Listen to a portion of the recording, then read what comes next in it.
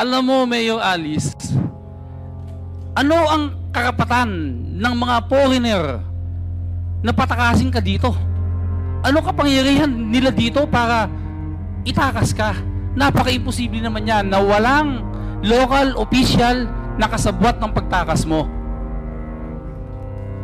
Your Honor, dahil wala naman po talagang ako nakausap para sa pag-alis po namin, kaya hindi rin po ako pwede mag-fabricate din po. Wala kang nakausap? Sino ang kumausap sa mga local official dito? Your Honor, isang tao lang po kausap ko po, pero wala po akong kausap na any local po. Sino yung isang tao na yung nakausap mo, Mayor Alice?